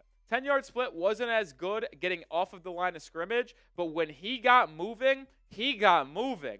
A 5.08 40, a 2.85-yard 20-yard dash, both ranking in the green, the great portion. And we know that the Dolphins need athletic offensive linemen to fit on Mike McDaniel's offensive line because his scheme is very zone heavy and you need to be agile and quick and able to get to the second level. I think Charles Grant, as a developmental guy, would be able to execute that based off his traits and his very solid, quick first step. He's a developmental guy. I do not think if the Dolphins drafted him at pick 98 that he would be able to step in and start at left guard right away. I just don't. And maybe Dolphins fans wouldn't want to take Grant in that scenario because they're looking for more of a starting caliber guy that could go year 1. But this is someone who might develop and maybe play the second half of the year or just full-on be your projected starting left guard in next year's season. He's got the ability and athleticism and tools to play guard in the NFL. I think it suits him better than offensive tackle, and I'd like to see Miami take the shot on him. If he's there at 98, I would love that pick, assuming you didn't go offensive line with your first 2 selections. All right, so let's recap this 3-round ESPN mock draft from Field Yates and Mel Kiper. Will Johnson, the corner from Michigan, at the 13th pick. Darius Alexander, the defensive lineman from Toledo, at 48 overall. And then Charles Grant, the offensive lineman from William & Mary, at pick 98 in the 3rd round. Grade this mock draft from ESPN, Mel Kiper and Field Yates, A, B, C, D, or F. Feel pretty good about this mock draft, to be honest. I know it's not the full 7 rounds, but if you told me after Friday night of the NFL draft that the first 3 picks that the Dolphins made were these 3 exactly, I would feel very good about how the draft is going. I would give it an A-. I would. You get the corner one of the future. You get a defensive lineman that can be the future of that group after Zach Sealer's contract runs out, but also work really well with him on the interior right away. You get an offensive lineman that can develop into a starting left guard, or hell, maybe he's just unbelievable in training camp and preseason and he starts at left guard. Either way, I think this is an ideal way for the Dolphins to get best players available at positions of need as well. So there's no way I could come out here and say this is anything less than an A-. But make sure you are subscribed to the channel because we will have you covered on everything Miami Dolphins revolving the draft. We will be going live for all 3 days of the NFL draft, and I'll have 2 more mock drafts out from me personally coming up soon, a perfect mock draft and a final mock draft. So hit that sub button to stay up to date with everything Miami Dolphins. All right, so I went with an A- on that mock draft. What are you guys going with? My guy, the fam, what's up, brother? Saying I like that, I'd say A-. I agree. A-. Good minds think alike. Good minds think alike. Mark says a A, but that corner won't be available at 13. You know what? Justin, what do you think the chances Will Johnson's available at 13? 50-50, 60-40, what are you thinking? The only 2 teams we have to worry about are the 2 teams ahead of us that are the 49ers and Cowboys. We could get sniped, which would suck, but it could. It's only 2 teams. I think it's 90-10 that he'll be available. Whoa! Justin, a little bit more optimistic. I mean, the Cowboys ain't taking him. The only way the Cowboys take him is if Tetero McMillan and Matthew Golden are not on the board. Now, Justin, you saying there ain't no way the Cowboys take him. Is that you saying that because you don't want him on Dallas because he doesn't fit your scheme? Or is that you truly being under the influence you don't think the Cowboys are going defense with the first pick? It's both. Okay. So, it's more so the latter because I have it down to a handful of players. It goes 1A, 1B is Tetero McMillan, Matthew Golden, obviously Ashton Genty, but he won't be there. Yeah. Then if those players aren't available, it's a coin flip between Michael Williams or Will Johnson. Okay. Well, I mean, both wide receivers will be available. Oh, yeah. That's why I said. And at least one of them will be. That's why I said they will not take Will Johnson. I gotcha. I am nervous about San Francisco, though. They need a corner, and if Armand Membu and Will Campbell are both off the board, which seemed likely at this point, then the 49ers, are they going to reach on Kelvin Banks, or are they going to just take the best player on the board at a position of need like Will Johnson? So I'm nervous. But I've also seen the 49ers get mocked Jahdae Barron more than Will Johnson. I'm not that familiar, and maybe I should become familiar with it because it pertains to us, of the scheme the San Francisco 49ers defense runs. I don't know if they're man. I don't know if they're zone. But if they're a zone team, they'll probably go Will Johnson. It's Saleh. So what does he run? That cover 3. Damn it. Doesn't make me feel too good. That 90-10 doesn't make me feel too good anymore, Justin. So maybe it's just San Francisco we have to worry about. I think San Francisco ultimately trades their pick. That's just me. Oh, really? They got so many needs and no money. His defensive scheme is characterized as a 4-3 alignment, strong pass rush. It does say an emphasis on man coverage. Now, that's AI overview telling me that. I mean, I just remember the first time that they were with him. He was there. It was like primarily zone. Well, I don't know. Maybe I'll have to. Hold on.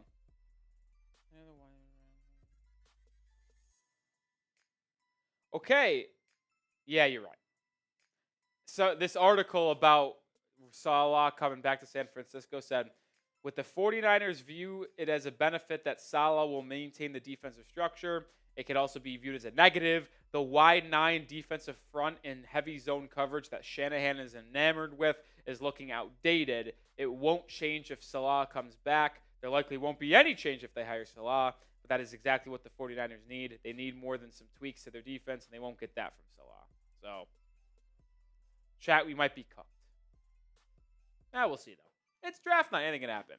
Shout out to Mac Hudson with the $20 super chat. Appreciate you, Mac, for the $20 donation to the channel. It is greatly appreciated. It helps us grow, helps us get more studio space. It helps us convince our bosses to let us go live for all 3 days of the NFL draft, which we will be doing. Me and Justin had our draft meeting on Monday. We had it with the head honcho and some of the other people here at Chat Sports that run things, and It has been decided we'll be live on night 1, be live on day 2, we'll be live on day 3. So that's very much appreciated because you guys show love in the comments, liking, subscribing, donating. So it definitely helps us, folks. It definitely helps us out. Let's put it on the record here. If Will Johnson is not there at 13, we might have to cook up something for me to do on the live stream. Yeah, that's a good point. Since you feel so confident. I'm not saying the Dolphins will pick him. Even they don't pick him. And you know what? As bad as it sounds, I want Will Johnson to be a Dolphin really, really bad. But part of me also would be laughing my ass off if Will Johnson got drafted to the Cowboys at 12. We would see a full-on meltdown on Thursday night because we'll have Justin on camera for that pick. And when that pick gets announced, if it's Will Johnson, the computers might be thrown. I am actually curious of what Miami would do if Johnson's on the board. I don't know if he's their top guy, but would they pivot to an offensive lineman, pivot to one of the top defensive linemen, just go with Jade Barron, assuming both of them aren't off the board? It's intriguing. It's intriguing. All right, but coming up here, appreciate you, Matt Hudson. We are going to get into my perfect mock draft. We have 2 mock drafts left. Perfect mock draft, how I want it to go, and then the final one we'll do with everything we hear the day before the NFL draft next Wednesday.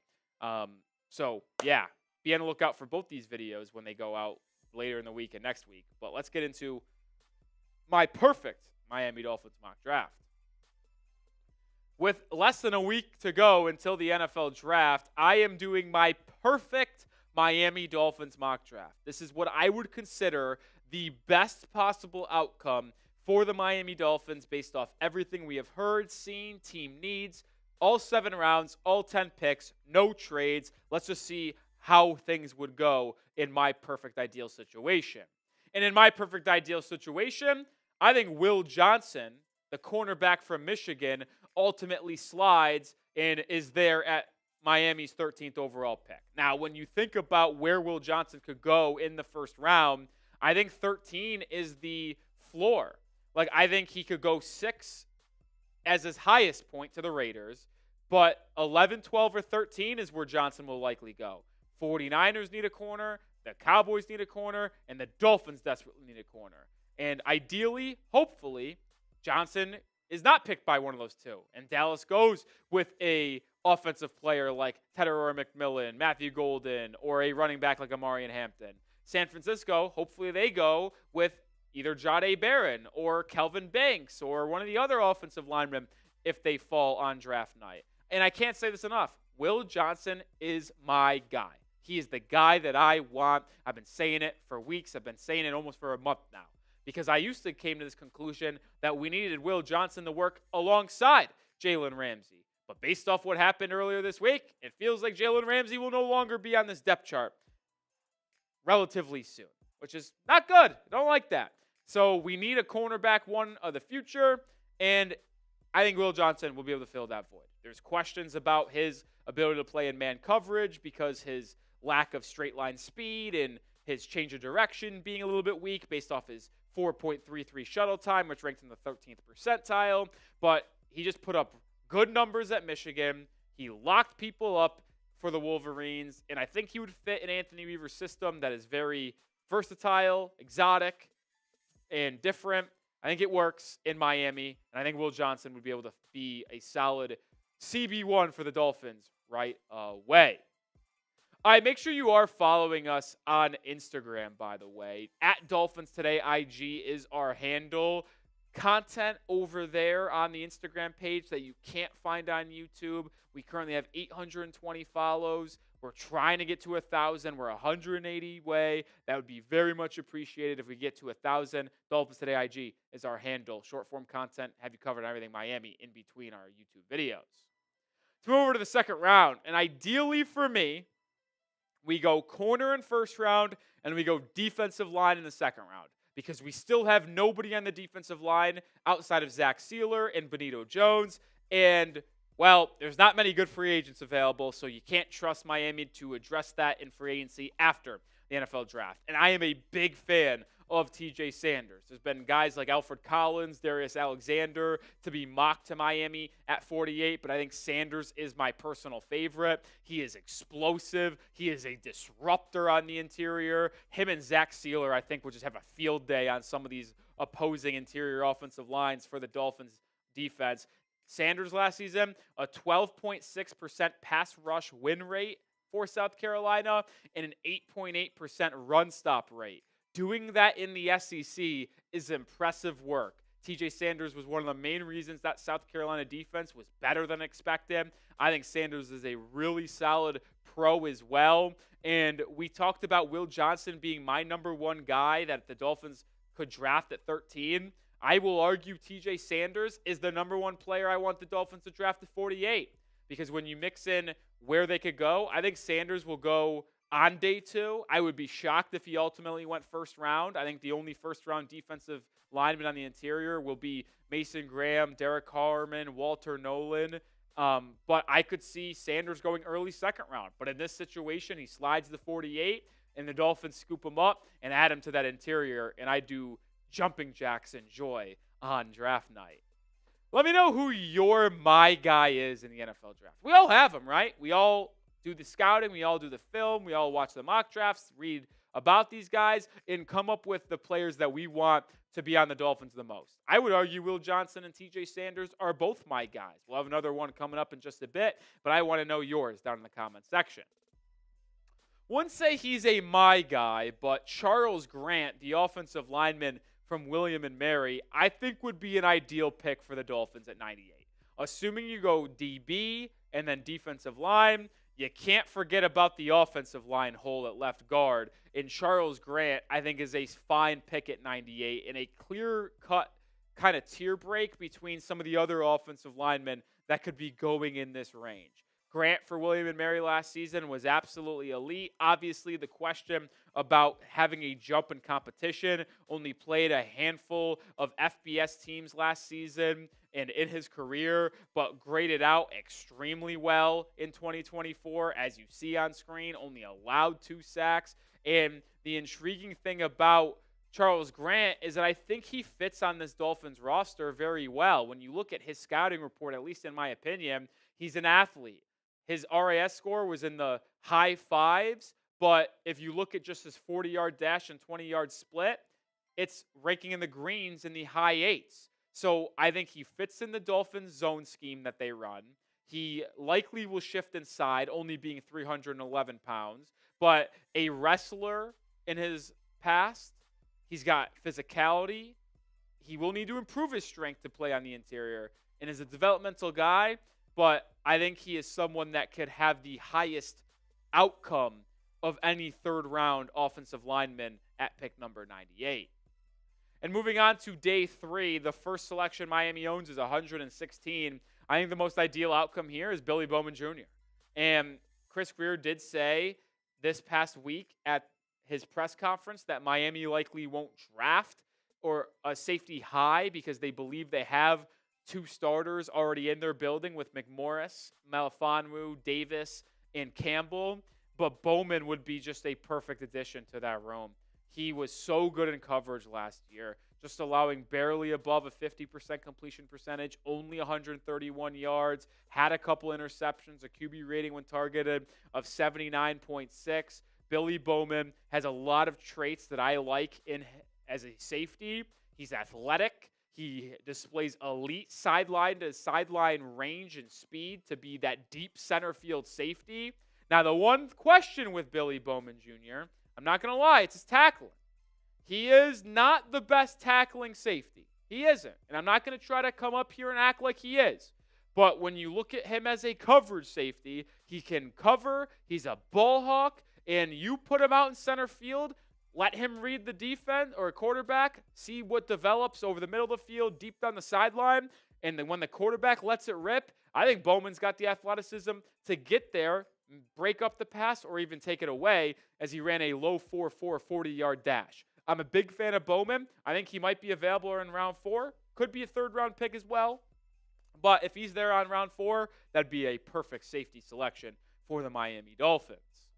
All right, we're going to get into some more picks here for Miami, but we are sponsored and the official ticketing partner of Dolphins Today. That's Game Time, the best way to get your tickets, whether you want to go to a sporting event or concert, it does not matter. And with the NBA playoffs here, killer last-minute deals, all-in prices, views from your seat, lowest price guaranteed. Game Time takes the guesswork out of buying NBA playoff tickets. They have last-minute deals, which help you save up to 60% off when you buy last-minute tickets for sports, concerts, comedy show, theaters, other events. All-in pricing is a feature. When you toggle it, shows you the total price of your ticket up front with no surprise fees at checkouts. They have the lowest price guaranteed, or Game Time will credit you 110% of the difference. They'll do that if you find a ticket on a different app or service with a lower price for that same exact seat. Game Time also has great customer service, flexible. It's the best one in the ticketing industry. And with them being so user-friendly, it's hard not to love Game Time. Take the guesswork out of buying tickets with Game Time. Download the Game Time app, create an account, and use code CHATSPORTS for $20 off your first purchase. Terms apply. Again, create an account and redeem code CHATSPORTS for $20 off. Download the Game Time app today. Last minute tickets, lowest price guaranteed. Moving on to the other fourth-round pick Miami has at number 135. This is my guy. It's wide receiver from Illinois, Pat Bryant. I mean, I can't rave enough about this young man and how much I want him to be a Miami Dolphin. I'm being serious. He's got excellent size. He is physical. He is really good in the run blocking game. I just will never forget the NFL Combine quote when asked about how he likes run blocking. He says, "No block, no rock." And I know that's a statement said a lot, but I watched the tape, and he does it to a T. He's got good size at 6'2 and a quarter. I think he's fluid enough to make things happen. And I just would absolutely love to take Pat Bryant. I absolutely would. I want him to be a Dolphin. He was productive last season. He is someone I want to be a Dolphin very, very bad. All right, let's move over to round 5, where I actually think a double dip would be smart on the defensive line. Cam Jackson from Florida in the round 5 selection. Now, you could go with a couple of other defensive linemen here, but I'll talk about Cam Jackson specifically here because, my goodness, this is a big fella. He is 6'6", 330, just an absolute space eater. Now, this is a one-tech. This is a nose tackle, so it's not someone that you could play alongside Zach Sealer in a 4-3 front when you have your edges on the outside. But he is someone that in obvious rundown situations or in the goal line, you can put him in there and he'll move people, man. You got Benito Jones to have that nose tackle one-tech spot after he had a pretty solid season last year. I think Jackson would be a good developmental guy behind Benito Jones, as obviously Jones is only on a one-year deal.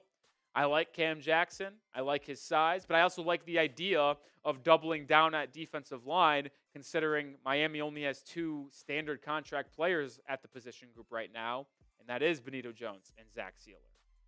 All right, make sure you are subscribed because next week, this is when it all becomes real. We will have wall-to-wall Miami Dolphins draft coverage when it comes to first round, second round, third round, fourth round, fifth round, sixth round, seventh round. It don't matter. We will be live for all 7 rounds of the NFL draft, so make sure you are subscribed. I'm going to go with a developmental third quarterback in this round 5 pick. And I think that this is something Miami will ultimately do, whether it is a Kyle McCord, whether it is a Quinn Ewers, whether it is a Dylan Gabriel. Those 3 players have been linked to the Dolphins quite a bit, all seemingly going in the 5th round, at least in terms of the projections. And with Miami having 2 picks here, it makes sense to take one of them here. And I think Gabriel is an ideal fit for Miami and a really good backup to Tua Tagovailoa. Listen, I know it's lazy, but it's the truth. Having a potential backup to Tua that's also left-handed makes it very easy because when you are left-handed, the protection schemes are different, the verbiage are different, the lingo at the line of scrimmage. So if you have Gabriel be your backup, that doesn't have to change. Similar play style in terms of gets the ball out of his hands quickly, accurate within 15 to 20 yards of the line of scrimmage, had a good completion percentage last year. I think Gabriel is a very solid option to be a developmental third quarterback this year behind Tua and Zach Wilson, but ultimately become Tua's backup if you make the decision that Tua is your QB1 moving forward past 2025. All right, let's move over to the 3 7th-round picks that Miami has, and this one will be Ollie Gordon, the running back from Oklahoma State. I think Miami's obviously drafting a running back in this draft. They've kind of alluded to it all offseason long, only signing one in Alexander Madison during free agency, also having Ollie Gordon on multiple visits. They met Ollie Gordon at the NFL Combine. They also brought him in the Dolphins headquarters for a top 30 visit. They brought in Damian Martinez from Miami on a top 30 visit. They brought in another running back on a top 30 visit. They are clearly scouting some of these running backs, and even though some people might want to take a better running back in round 4 or 5, I think it's the more ideal situation to address other positions. Wait till the 7th round where you might be able to get an Ollie Gordon, a Raheem Sanders from South Carolina, and more of these other guys. But Ollie Gordon is a really good fit for Miami as a bruising in between the tackle runner behind Madison, Achane, and Jalen Wright. I think going with another offensive lineman in round 7 is also a solid option. And listen, we're just throwing darts here in round 7, but if I'm going to throw a dart, I'll take the chance on Jalen Travis, the offensive lineman from Iowa State. This is a big fella, man. This guy's 6'7". He's 340. He's athletic. He's good in a zone scheme, too. Like, he is athletic. And at that size, being that athletic, to be able to work best in a zone run scheme, it's impressive. He also just allowed a 2.5% pressure rate for Iowa State in 2024. Take him as a developmental guy that there's no guarantee he makes the roster. But if he does, look out, folks, because the Dolphins could have found a diamond in the rough on the 7th round selection of Jalen Travis. He's someone I'm intrigued with in this range. All right, let's go to the final pick of the mock draft, and that is Oronde Gadsden, tight end from Syracuse. I think Miami is likely going to draft a wide or a tight end at some point, whether it's in the middle rounds, whether it's in round 7. And how could you not want to take Oronde Gadsden when he has his dad play for the Miami Dolphins back in the day? Keep it in the family, folks. Why not? He was also very productive for Syracuse last season. He had almost 1,000 yards. He was one of Kyle McCord's favorite targets. So it honestly wouldn't be that upsetting to me if the Dolphins ultimately drafted Kyle McCord in the 4th or 5th round and then took Gadsden on day 3. I'd be pretty hype about that. Be pretty cool, in my opinion. And he could be a developmental tight end behind Tanner Connor, who's still on the roster, behind Julian Hill, behind Farrell Brown and Jonnu Smith. I think it's a very intriguing option for Miami in the 7th round. All right, it's red pen time. This was my perfect Miami Dolphins mock draft. Not just players, but almost like the kind of position versus value and where I want to take these specific positions, like running back, like a wide receiver, like a tight end, like a QB. Like, I just think that's kind of the right rounds and range they should go with. So if that was the mock draft, it's my perfect mock draft. So I'd give it an A+ because that's the most ideal outcome to me. But I want to know how you guys think that perfect mock draft ultimately was. And I'll close the show with saying this. This is the last chance for Chris Grier. It is. Chris Grier shouldn't even be employed right now. He should already be fired. But unfortunately, I don't make the decisions for the Dolphins. And he's still here. If he doesn't hit on 50% of these picks, I feel like, and the Dolphins don't have a successful season next year, and what is successful? Making the playoffs, and I would argue getting a playoff win, because it hasn't happened in 24-plus years. He's got to have a good draft. He's got to have a roster that wins next year. I think he feels the pressure, and I think he's got to put up or shut up. Are you going to thrive and rise to the occasion, have the best draft of your Dolphins career, or are you going to fade into existence, and we'll have a new GM talking and making selections next year? Last chance, Chris. Make it happen. All right, I'll do it for this mock draft. We will continue to have you covered with everything Miami Dolphins leading up to Thursday, April 24th, NFL Draft, as well as be live for those 3 days of the NFL Draft. So subscribe today and join the channel. All right, 4 segments in the book. Long live show here today. I knew it was going to be long. A lot of topics to discuss.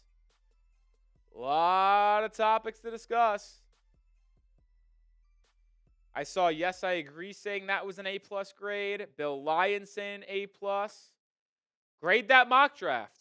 That was my perfect mock draft. You don't have to agree with me. That's just if I were to grade a Dolphins A-plus mock draft, that's what I would think it would look like.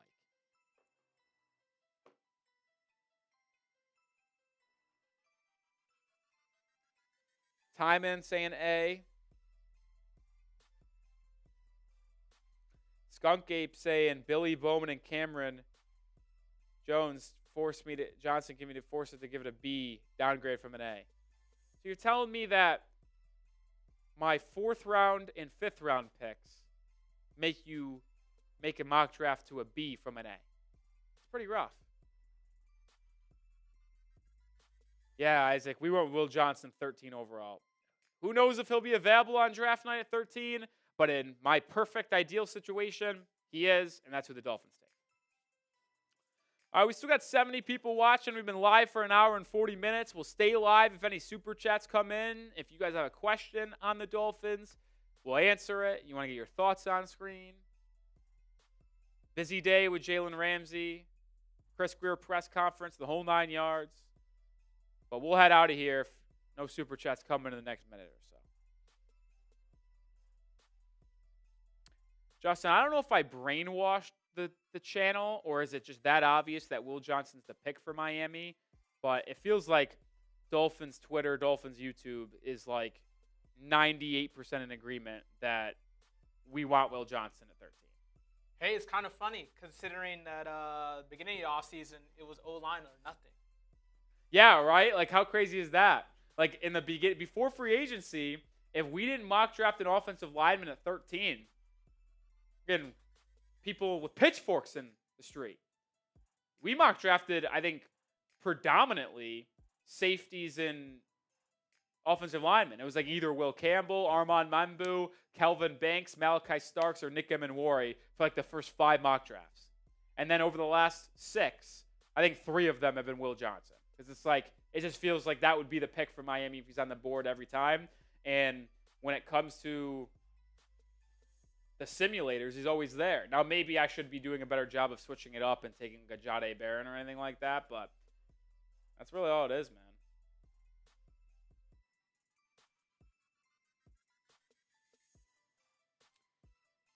That's what it is.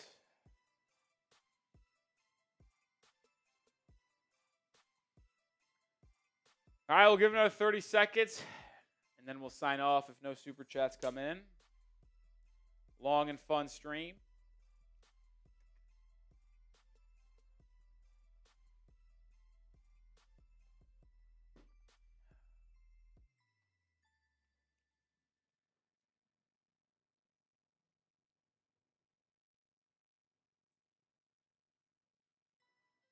Oh, we got a $20 super chat to answer and keep us live for a little bit here. Shout out to my guy, Frank O'Connor. We'll get that on screen here in just 1 second.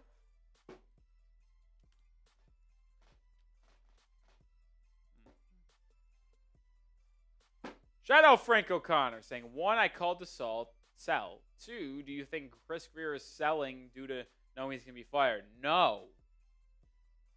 So, 1, I do remember you, Frank. Shout out to you, one of the legends here at the channel, saying that he believes the Dolphins will ultimately sell this offseason. So, good call.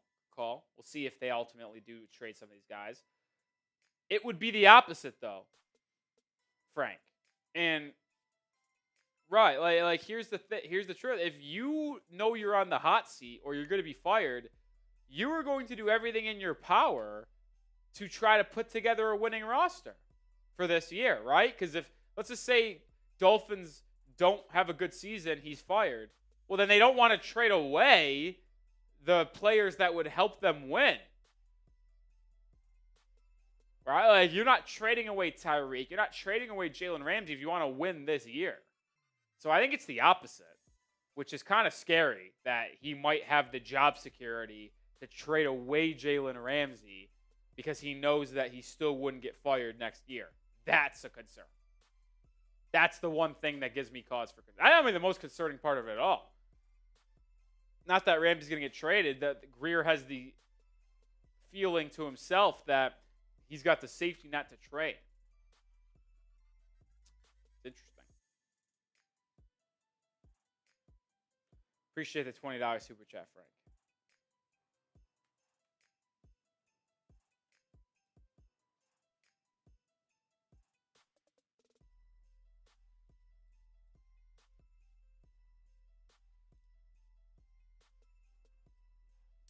All right, that was going to do it for today's live show. Appreciate Frank, Mac Hudson, Jonathan Soto for the 3 donations. Helps out a ton. Appreciate the people that tuned in on today's show, people that are still watching. We're going to see. Oh, wait a minute now. We're not getting out of here just yet. Not yet. Frank O'Connor says, not so fast. We're staying live talking Fins. Shout out to Frank O'Connor coming in. So hold your horses, folks. What is Frank going to say this time? All right, here's the rebuttal. My thought is he knows he's going to get fired, so he's trying to cause a fire. You've seen Grier do this before, even when on the hot seat. I think he's just being toxic, which is why I called that last live stream. Listen, Frank, it was a good call saying that the Dolphins are going to sell over the past couple off seasons. Just don't think that that would be allowed. And I know it would be hard to do this, but if ownership thought Chris Grier was Chris Grier was trading away the best players to be toxic because he's on the hot seat, then they would just fire him on spot. They're not going to employ someone who's actively trying to tank the team. Like there's no chance they employ someone that's going to tank the team.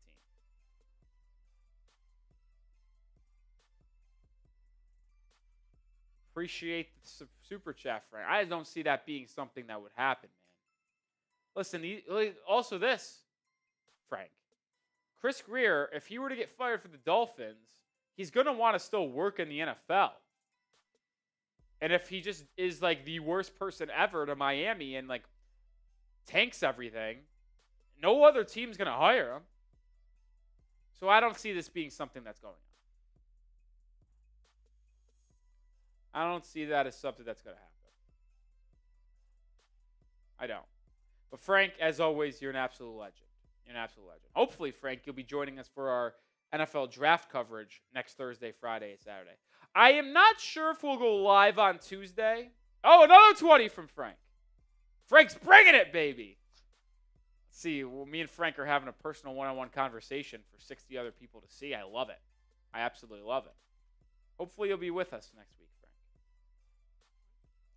All right. The new one is that my other thought is he's tanking to try to get Manning next year. Maybe GM and owner plan. Those are my two thoughts. I want to say this, and I can include Justin in on this conversation because he's a Texas alum and a Texas fan. Obviously, that's the team that Arch Manning plays for. How do we know he's going to be good? Yes, was he one of the top recruits coming out of college or high school, 5-star, anointed king in waiting for the Texas Longhorns? There is no guarantee, one, Arch Manning is good, and two, it sounds like he might go back to college. Listen, obviously, if he's a projected top 3 pick, he's going to come out and probably go to the draft. But all the buzz right now is that it is a far from a guarantee that he ends up entering the draft next year unless he's probably like a top 3, top 5 pick. Justin, your thoughts? I don't think he's coming out next year anyways. What if, even if he was like a projected top 5 guy? The way they've been talking about it is that he's going to take his whole 4 years there to get developed right under Sark. Yeah, and I've seen that. I would just find it hard to believe he wins the Heisman next year, is the best quarterback in football, number 1 projected pick, and he doesn't come out of the draft. Has that ever happened where the number 1 pick returned back to school? Jameis Winston, but I don't know if he was eligible. I don't think he was. Right? Wait, did he have 2 years starting? He was a redshirt, though. He was a redshirt freshman. All right, let me see here. I may be wrong on that. I think he Yeah, so he was a redshirt freshman his first year, so he was not eligible. And then he was a redshirt sophomore because he only played 2 years in college. But so one was a redshirt freshman, redshirt sophomore. So he wasn't eligible to come out after they won the championship in 2013. What about Matt Leinart? See, I don't know college football history like that because I just never followed it. Matt Leinart, sophomore, junior, senior. So I guess he won the Heisman in 2004. Was he? I don't know my draft history. Was he projected to go number 1 overall? He ended up going top 5, I think, or top 10. So, and that was the year before he won the Heisman. Yeah, he did win the Heisman in 2004. Also won the title for USC. And then, I guess he was a true junior. So he could have been eligible to come out of after that draft. Unless, was it different back then? Did you have to play 4 years? No, 4 years? only 3. Yeah.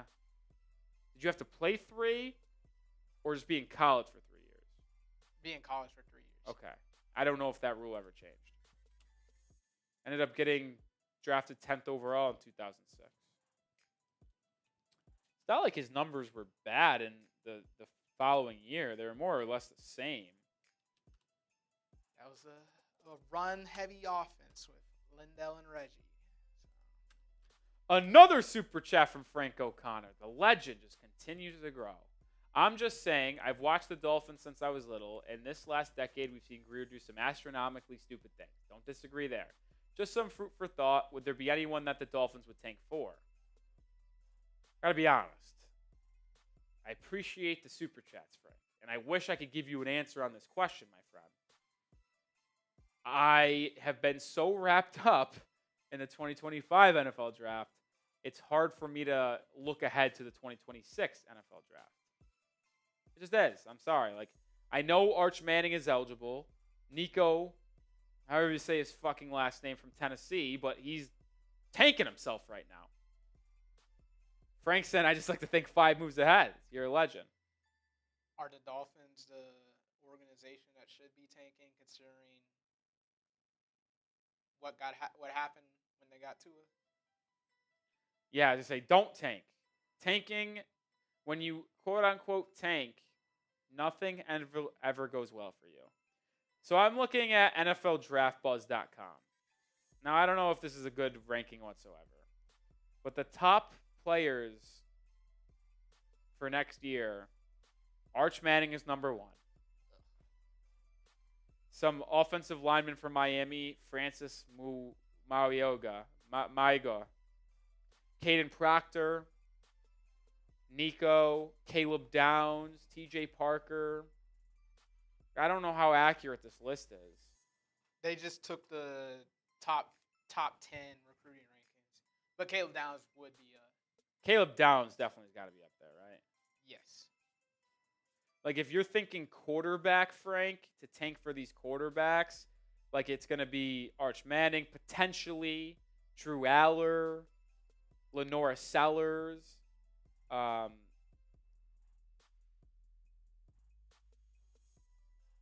guess maybe Garrett Nussmeier. Because I got bad news. Take a look at the, 2022 when Arch and them, that's their recruiting class? Listen, I think there are some interesting quarterbacks in next year's draft. I can't say that I'm sold on any of them right now. They're all portal paraders. Yes, exactly, to Justin's point. And it's funny, like, this is, ironically enough, it's not like we have, Arch Manning's the only one we're like, we don't know about. Like, we've seen Nico play. We've seen Drew Aller play. We've seen Lenora Sellers play. I do think Lenora Sellers, if he upgrades as a passer, could rise up boards next year from South Carolina. I'm not sold on Cade Klubnik as a pro. Garrett Nussmeier's intriguing. He could have been drafted probably day 2 this year. Like, I would have taken Garrett Nussmeier over, like, Tyler Shuck. If the season, well, yeah, I would too. But the season ended after the Ole Miss game, sure. But yeah, kind of spiraled out of control. Miller Moss, I'm not sold on him. Like, I don't know. I don't know, man. Isaac says we may be tanking for the 1 QB from Michigan. Bryce Underwood. Yeah, he's a true freshman. So you're going to have to wait till 2026, 27, the 2028 NFL draft. Tanking for 3 years? I don't want to do that. You could tell me Patrick Mahomes is coming in 3 years. I still don't think I'd want to purposely lose the next 3 years. All right. Appreciate Franco Khan for keeping us live. It's been a really long live show. We're going to check out here. Good conversation there at the end, Frank. Appreciate the donations. We'll see everybody live again. I don't know if we'll be live on Tuesday because the truth is we have so much live content coming on Thursday, Friday, Saturday that we might just do some videos on Monday, Tuesday, Wednesday and not do a live show. So we'll probably see you live again next on NFL Draft Night, but we'll have you covered with videos every single day from now until then. So hit that sub button. I'll see you every day. Go Feds.